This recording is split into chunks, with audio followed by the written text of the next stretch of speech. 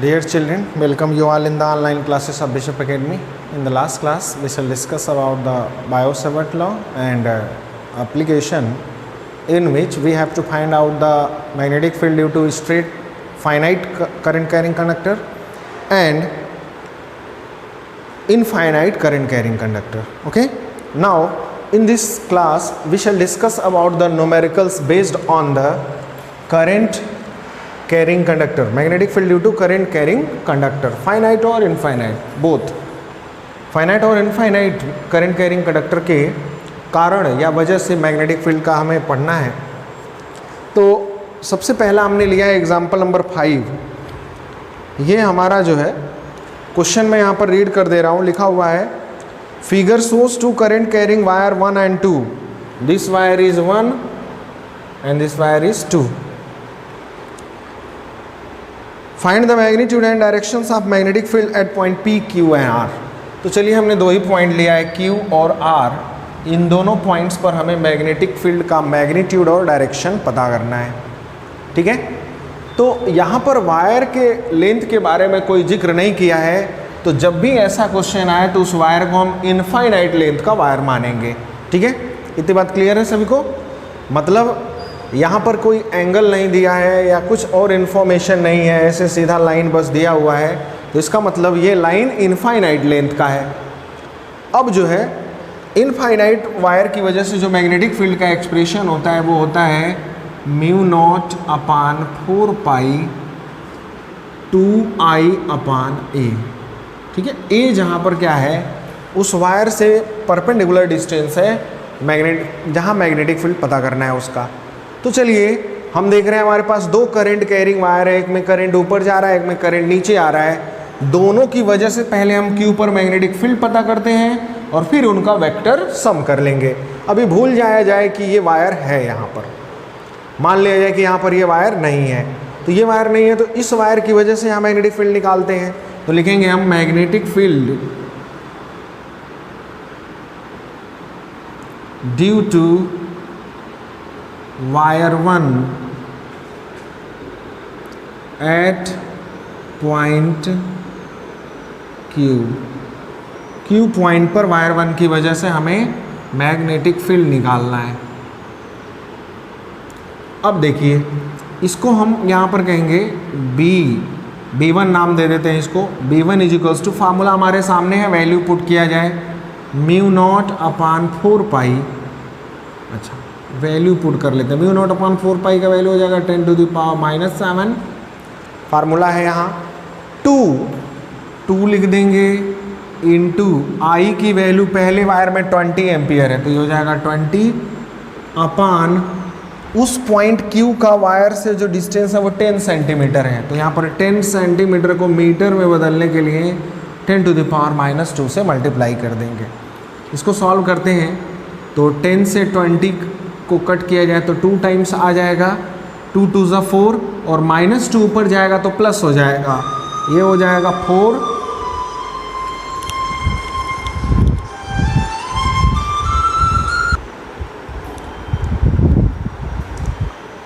ठीक है, ये हो जाएगा 2 2 ज़ा 4 और 10 टू द पावर -7 है, ये -2 माइनस हो जाएगा तो हो जाएगा 10 टू द पावर -5। ठीक है, ये जाएगा तो ऊपर प्लस हो जाएगा, 7 + 2 करोगे तो -5 आ जाएगा टेस्ला। अब बात आती है कि इसका डायरेक्शन किधर होगा B1 का, तो तुरंत राइट हैंड थंब रूल लगाते हैं हम। यहाँ पर हमारा करंट ऊपर की तरफ फ्लो हो रहा है, ये हमारा राइट हैंड है, तो अगर हम इससे ऐसे पकड़ें वायर को तो इधर मैग्नेटिक फील्ड किधर की तरफ जा रहा है, परपेंडिकुलरली डाउनवर्ड है, तो लिखेंगे यहाँ पर परपेंडिकुलर डाउनवर्ड। ठीक है, परपेंडिकुलर डाउनवर्ड हो गया, ये B1 का वैल्यू हो गया। दूसरा अब हम यहाँ पर काम करते हैं, ये जो वायर हमारा दिख रहा है 2, इसकी वजह से अगर हमें मैग्नेटिक फील्ड पता करना है B2। ठीक है, इसका डायरेक्शन हमने आइडेंटिफाई कर लिया Q पर क्या होगा, B2 निकालते हैं। हम लिखेंगे हम magnetic field due to wire 2 at point Q, उसी पॉइंट Q पर इस सेकेंड वायर की वजह से। अब इस वायर को हम भूल जाएंगे, मान लेंगे ये वायर है ही नहीं, इसकी वजह से मैग्नेटिक फील्ड निकालना है। फार्मूला आपका एज इट इज़ है, बस यहाँ B2 हम लिखेंगे, μ0/4 का पाई का वैल्यू 10⁻⁻⁷, 2 आई का वैल्यू इस वायर में 30 एम्पियर है, 30 हो गया, डिवाइडेड बाई ए, सॉरी ए मतलब ये 10 सेंटीमीटर है, तो 10 सेंटीमीटर को बदल लेते हैं हम मीटर में, तो ये हो जाएगा 10⁻⁻²। ठीक है, 10 3 ये कैंसल आउट हो जाएगा, 3 2 ये आ जाएगा 6, 3 2 6 इंटू 10⁻⁻5, ये +2 हो जाएगा, ऊपर जाके -7 है, +2 करोगे तो -5 टेस्ला हो जाएगा। ये B2 का वैल्यू आ गया। अब इसके डायरेक्शन की बात करें तो ये हमारा राइट हैंड थंब है, करंट नीचे आ रहा है तो हम ऐसे पकड़ेंगे, यानी अगर इधर से देखा जाए तो यहाँ भी ये मैग्नेटिक फील्ड लाइनें नीचे की तरफ ही जा रही हैं, तो Q पॉइंट पर जो है यहाँ पर ये भी परपेंडिकुलर डाउनवर्ड है। ठीक है, ये भी परपेंडिकुलर डाउनवर्ड है, ये भी परपेंडिकुलर डाउनवर्ड है। इसका मतलब ये दोनों का डायरेक्शन क्या है, सेम है। और जब दोनों का डायरेक्शन सेम है, परपेंडिकुलर डाउनवर्ड का मतलब ये हुआ कि इधर से मैग्नेटिक फील्ड ऐसे निकल रहा है, इधर एंटर कर रहा है अंदर की तरफ, इधर भी वही था। यहाँ पर देख लीजिए, मैग्नेटिक फील्ड इधर से जा रहा है और ये हमारे एंड की तरफ यानी कि नीचे की तरफ जा रहा है, तो दोनों सेम डायरेक्शन में हुए। अब दोनों सेम डायरेक्शन में है तो इनका वेक्टर सम हम जब करेंगे, नेट मैग्नेटिक फील्ड निकालेंगे, net magnetic field is equals to हो जाएगा, magnetic field B is equals to हो जाएगा B1 + B2। B1 का वैल्यू है हमारा 4 इंटू 10⁻⁻5 प्लस ये हो जाएगा 6 इंटू 10⁻⁻5, 6 4 10 हो जाएगा, 10 -5, ये टेस्ला। ठीक है, ये हमारा जो है मैग्नेटिक फील्ड का फार्मूला हो गया, और सॉरी Q पॉइंट पर मिल गया। अब बात आती है R पॉइंट पर पता करना है हमें। R पॉइंट पर तो देखिए, इसकी वजह से जो मैग्नेटिक फील्ड निकालोगे ना 10 सेंटीमीटर R पर, तो वो B2 जो हमने निकाला इतना ही आएगा। ठीक है, निकाल लेते हैं इसको। जो है ये मैं इरेज कर रहा हूँ, और फिर जो है बाकी का जो रिमेनिंग क्वेश्चन है R पॉइंट पर जो हमें पता करना है, इसको नोट कर लीजिएगा। Q पॉइंट पर हो गया, अब R पे पता करते हैं।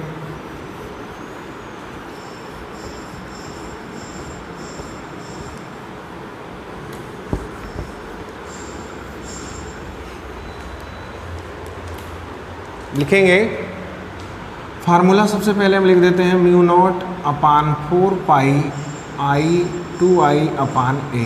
ये हमारा फार्मूला होता है इनफाइनाइट लेंथ के वायर की वजह से मैग्नेटिक फील्ड का। अब जो है हम लिखेंगे मैग्नेटिक फील्ड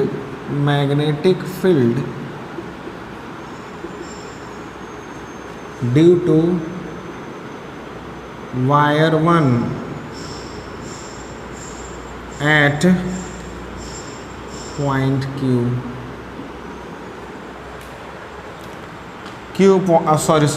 Q नहीं, अब हमें R पॉइंट पर करना है। R पॉइंट पर वायर 1 आपका यहाँ पर है ये, और ये है R पॉइंट। टोटल यहाँ से डिस्टेंस देखा जाए तो 10 10 20 एंड 10 30 सेंटीमीटर है। यहाँ पर हो जाएगा B1, अगर हम इसको नाम दें तो μ0/4 पाई का वैल्यू 10⁻⁻7 इंटू 2 I का वैल्यू है 20 डिवाइडेड बाई ये है 20 डिवाइडेड बाई हमारा हो जाएगा ये वैल्यू 10 30 हो गया। ये पूरा हमें यहाँ तक पता करना है ना R पॉइंट पे, ये हमारा वायर है, तो करंट तो इसमें 20 ही है, पर यहाँ से यहाँ तक का डिस्टेंस 30 सेंटीमीटर है। इसको मीटर में बदलने के लिए 10⁻⁻2 से मल्टीप्लाई कर देंगे। अब इसको सॉल्व करें तो ये 1010 को कैंसिल कर देगा, ये हो जाएगा 4/3 इंटू 10⁻⁻5 टेस्ला। B1 का वैल्यू, अगर इसके मैग्नेटिक फील्ड की बात करें तो यहाँ पर इधर ही है ये भी पॉइंट, तो मैग्नेटिक फील्ड किधर होगा, डाउनवर्ड होगा। यहाँ पर मैग्नेटिक फील्ड B1 का जो डायरेक्शन होगा वो यहाँ कैसे रिप्रेजेंट किया जाएगा, ऐसे। यहाँ पर लिखेंगे ये परपेंडिकुलर डाउनवर्ड। अब जो है B2 निकालते हैं, यानी कि magnetic field due to wire 2 at point R की जगह आर, हाँ आर, ठीक है। ये हमारा वायर 2 है, इसकी वजह से अगर हमें निकालना है तो यहाँ से तो डिस्टेंस 10 ही सेंटीमीटर होगा इस वायर से ये आर का। अब यहाँ मैग्नेटिक फील्ड को B2 हम लिखते हैं μ0/4 का वैल्यू 10⁻⁻7, 2 आई की वैल्यू यहाँ 30 है, डिवाइडेड बाई हो जाएगा 10 सेंटीमीटर, तो 10 × 10⁻⁻2, 10 से ये कैंसिल हो जाएगा 3 टाइम्स में, और ये ऊपर हो जाएगा 3 2 6, 6 × 10⁻⁻5 टेस्ला। इसके डायरेक्शन की बात करें अगर हम, तो देखिए ऐसे हमारा राइट हैंड है, अगर देखा जाए तो ये हमारे कर्ल फिंगर बाहर की तरफ निकल रहे हैं, यानी कि मैग्नेटिक फील्ड इधर नीचे गया, नीचे से होते हुए यहाँ पर क्या हुआ, बाहर निकल रहा है। देखिए फिर से एक बार, करंट नीचे है, सॉरी, ये देखिए करंट नीचे है तो थंब हमको नीचे करना होगा, इधर से फिंगर हमारे बाहर की तरफ निकल रहा है, अगर वायर हम ऐसे पकड़े हुए हैं तो इधर, तो ये ऊपर की तरफ निकल रहा है उस साइड में। इस साइड की बात रहती मेरे साइड के तो नीचे जाता, ठीक है, तो ये जाएगा परपेंडिकुलर अपवर्ड। अब जो है एक परपेंडिकुलर डाउनवर्ड है, एक परपेंडिकुलर अपवर्ड है, यानी दोनों अपोजिट वेक्टर्स हुए, एक जो है नीचे की तरफ है और एक ऊपर की तरफ है, तो दोनों अपोजिट हुए। तो जब दो वेक्टर्स अपोजिट हों तो जो नेट हम रिजल्टेंट निकालते हैं उनको निकालने के लिए हम बड़े में से छोटे को क्या करते हैं, माइनस करते हैं, और रिजल्टेंट का डायरेक्शन हमेशा बड़े के अलॉन्ग होता है। तो ये देखिए कौन बड़ा है, तो ऑब्वियसली ये बड़ा है, B2 बड़ा है, जो कि परपेंडिकुलरली अपवर्ड है। तो हमारा यहाँ पर इक्वेशन बन जाएगा, ये नेट मैग्नेटिक फील्ड मिलेगा हमको B2 - B1। B2 बड़ा है इसलिए हम उसमें से B1 को माइनस कर रहे हैं। अब माइनस करेंगे तो B2 का जो वैल्यू है वो 6 × 10⁻⁻5 है, यहाँ 6, और ये वैल्यू है हमारा 4/3 × 10⁻⁵। सॉल्व कर लेते हैं LCM लेकर के, 10⁻⁵ दोनों में कॉमन है, बाहर कर लें, यहाँ बचेगा 6 - 4/3 × 10⁻⁵, ये B का वैल्यू, माइनस करेंगे तो 18 - 4/3 × 10⁻⁵, 18 - 4 हो जाएगा 14/3 × 10⁻⁵, ठीक है। और 14/3 को हम चाहें तो डिवाइड भी कर सकते हैं, 4 3 जा 12 होता है, 6 3 जा 18 हो जाएगा, फिर 6 आएगा अप्रॉक्सीमेटली × 10⁻⁵ टेस्ला। ये हमारा मैग्नेटिक फील्ड होगा, नेट मैग्नेटिक फील्ड, और इसका डायरेक्शन होगा परपेंडिकुलर अपवर्ड, ठीक है, क्योंकि अपवर्ड वाला ही बड़ा है, बड़े की दिशा में रिजल्टेंट आएगा। तो ये हमारा R पॉइंट पर हो गया। अब एक पॉइंट P भी दिया हुआ है यहाँ पर, जो मैं आपको छोड़ दे रहा हूँ आपके लिए करने के लिए। आप इसकी वजह से यहाँ निकालना और इस वायर की वजह से यहाँ निकालना, और दोनों के डायरेक्शंस आइडेंटिफाई करके उनका वेक्टर सम कर लोगे। तो इस तरह का क्वेश्चन आपसे पेपर में पूछा जा सकता है कॉमनली, बहुत ही आसान है, कुछ ज़्यादा कठिन नहीं है। बस इसमें हमें जो रिजल्टेंट हम पता कर रहे हैं B1 और B2, मैग्नीट्यूड्स जो पता कर रहे हैं B1 और B2 का, उनका हमें डायरेक्शन भी आइडेंटिफाई करना होगा using right hand thumb rule, ठीक है ना। तो राइट हैंड थंब रूल के लिए मैंने कल आपको बताया था वीडियो में, वो भी अगर भूले तो देख लीजिएगा रिपीट करके, और डायरेक्शन आइडेंटिफाई करना ज़रूरी है क्योंकि ये वेक्टर क्वांटिटी है। अब जो है एक और अच्छे क्वेश्चन की तरफ चलते हैं हम लोग, जो फाइनाइट लेंथ के वायर पर बेस्ड है, पेपर में भी आता रहता है ये क्वेश्चन।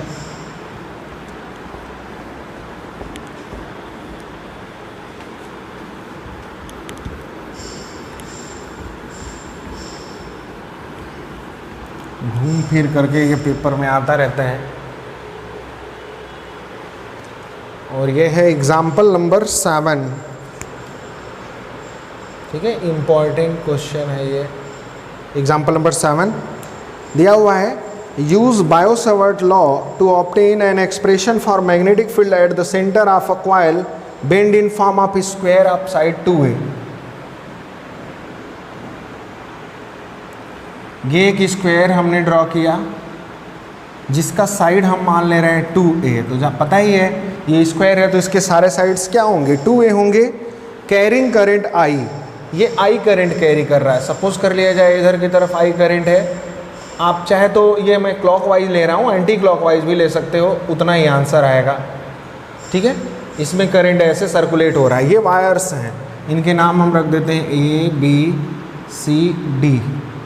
ए बी सी डी एक पूरा वायर है जिसको मोड़ करके ये बना दिया गया है स्क्वायर के फॉर्म में, और इसका लेंथ लिया गया है 2a। क्वेश्चन में कह रहा है कि इसके सेंटर पर हमें मैग्नेटिक फील्ड बताइए। सेंटर मतलब इनके डायगोनल्स का क्या है, ये इंटरसेक्शन पॉइंट है। हमारा टास्क है यहीं पर मैग्नेटिक फील्ड पता करना। ठीक है, तो देखिए हम इसको स्क्वायर की तरह ना देखें, इसको हम 4 वायर्स के रूप में देखें। जैसे एक वायर है हमारे पास ए बी, दूसरा वायर है यहाँ पर बी सी, फिर सी डी और फिर डी ए। 4 वायर हैं, हम ऐसे इसको सोच रहे हैं। ठीक है, अब देखो हम अगर ये इधर का सारा हिस्सा मिटा दें, इन चारों में से चारों को मिटा दें, तब आपको एक वायर दिखने लगा ये ए बी। अब जो है ये लेंथ 2a है पूरा, तो ऑब्वियस है इसके मिड पॉइंट से ज्वाइन करोगे तो एकदम सेंटर पर ही जाके मिलेगा। मिड पॉइंट मतलब ऊपर भी ये आधा होगा a और नीचे भी आधा होगा a, और जब ये दोनों जो है इक्वल होंगे ना, तो ये जो एंगल होगा, आप जानते ही हो स्क्वायर जो होता है एक रोम्बस होता है, और रोम्बस के जो डायगोनल्स होते हैं वो 90 डिग्री पे होते हैं। मतलब ये जो पूरा एंगल होगा वो 90 डिग्री होगा, तो एक एक एंगल 45 के होंगे। कारण ये है कि ये और ये दोनों क्या है, इक्वल हैं। ए है यहाँ पर भी और ये भी ए है, आई करंट इसमें फ्लो हो रहा है। ठीक है, तो ये मिल गया हमें 45। एक बात और चाहिए, ये दूरी हमको चाहिए यहाँ से यहाँ तक का, ये जो हमारा चाहिए।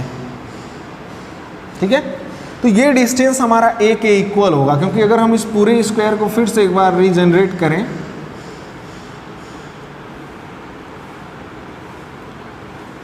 तो इसके भी मिड पॉइंट से ज्वाइन करोगे तो वही डिस्टेंस मिलेगा।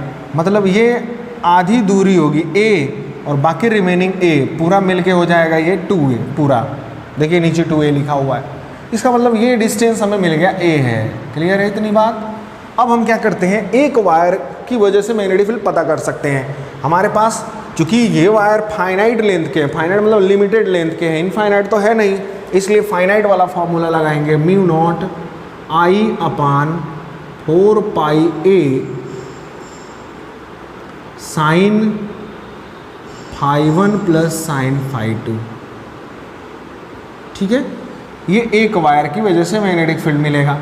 आइए डायरेक्शन अगर एक वायर की वजह से देखें तो करंट ऊपर की तरफ जा रहा है, तो देखिए ये मैग्नेटिक फील्ड, थंब हमने ऊपर किया तो हमारे फिंगर ऐसे नीचे की तरफ जा रहे हैं, तो यहाँ पर मैग्नेटिक फील्ड परपेंडिकुलर डाउनवर्ड हुआ, इसमें करंट इधर की तरफ जा रहा है। तो मान लीजिए हमारा राइट हैंड है ये, अगर ऐसे हम करंट की डायरेक्शन में करें तो यहाँ भी हमारा फिंगर नीचे की तरफ ही जा रहा है, तो ये भी मैग्नेटिक फील्ड डाउनवर्ड हुआ, इसमें करंट नीचे की तरफ जा रहा है। तो यहाँ भी अगर हम राइट हैंड थंब रूल लगाएं अपना, यहाँ से देखिए यहाँ भी हमारे ये जो फिंगर है वो नीचे की तरफ ही जा रहे हैं उस साइड में।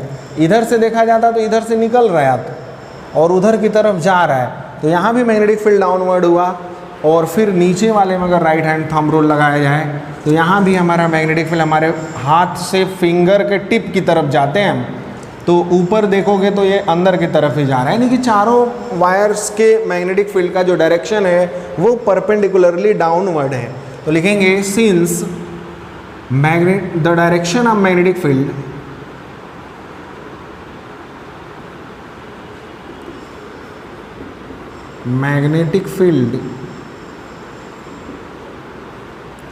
is perpendicular downward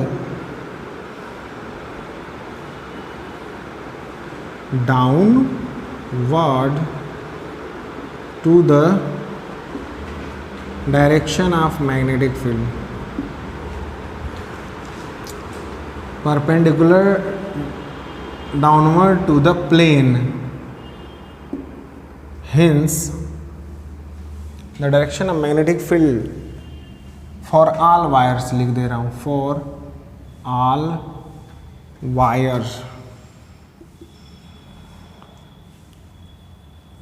are perpendicular downward to the plane, hence net magnetic field हो जाएगा हमारा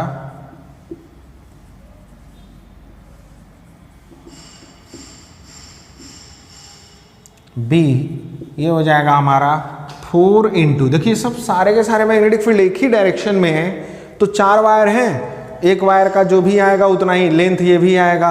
देखिए ये भी लेंथ आपका ए होगा, इस वायर से भी इसका दूरी देखोगे तो ए ही होगा, इस वायर से भी डिस्टेंस मेजर करोगे तो ए ही होगा, और ये एंगल भी आपके 45 के सब आएंगे। सारा डायमेंशन सेम है और सभी मैग्नेटिक फील्ड का डायरेक्शन भी सेम है, तो हम सबको ऐड कर लेंगे और ऐड करोगे तो आ जाएगा 4 टाइम्स ऑफ म्यू नॉट, ये mu naught I upon 4 pi A into sine phi 1 plus sine phi 2। ठीक है, वैल्यू पुट करते हैं 4 म्यू नॉट अपॉन 4 पाई, ये तो एज इट इज रहेगा। आई का वैल्यू यहाँ पर आई ही है और डिस्टेंस भी हमारा ए ही है। देखिए ये दूरी वायर से उस पॉइंट तक का परपेंडिकुलर डिस्टेंस जो है वो ए है, तो ए ही रहने देंगे, फार्मूले में भी ए लिया गया है। ये एंगल बस 45 के हैं, साइन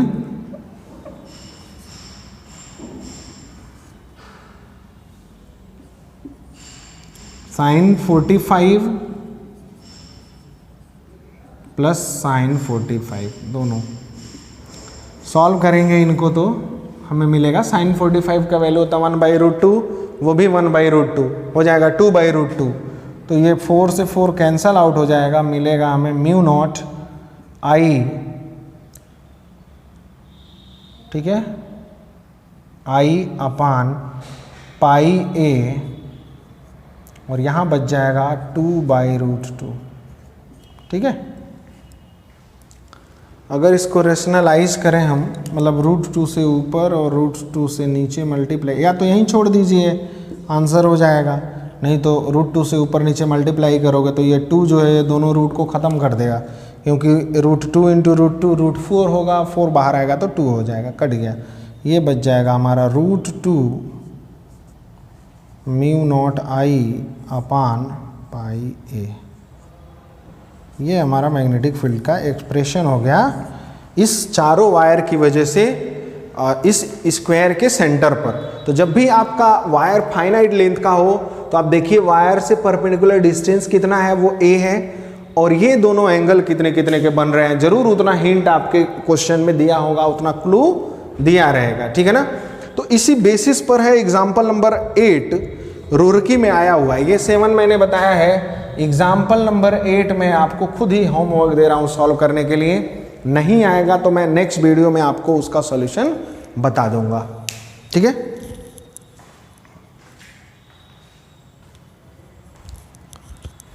अब जो है इसमें मैं असाइनमेंट के तौर पर जो है, चूंकि जो मेन टाइप हैं, एक फाइनाइट लेंथ वाला मैंने बता दिया और एक इनफाइनाइट लेंथ वाला, जिसमें आपको मैग्नेटिक फील्ड के लिए वेक्टर सम का यूज करना है, ये नहीं भूलना है।